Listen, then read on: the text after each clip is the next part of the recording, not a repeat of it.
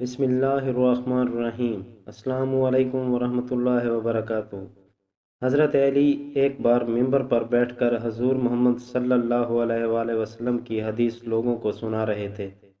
اتنے میں ایک شخص حضرت علی سے پوچھنے لگا کہ زنا کرنے والے شخص کی زندگی میں کون سی مصیبتیں شامل ہوتی ہیں، اور حضرت علی نے فرمایا کہ اے بندہ خدا، میں نے اللہ کے رسول سے سنا ہے کہ جو بندہ زنا کرتا ہے اس کی زندگی میں 5 چیزوں کو رکھ دیا جاتا ہے۔ اور اس شخص نے پوچھا وہ 5 چیزیں کون سی ہیں؟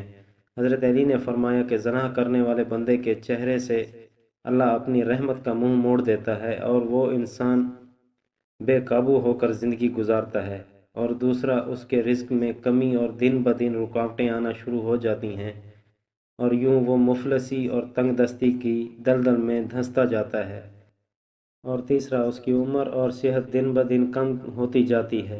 اور چوتھا، اللہ تعالیٰ ایسے انسان کے نیک اعمال قبول نہیں کرتا اور اس سے ناراض رہتا ہے۔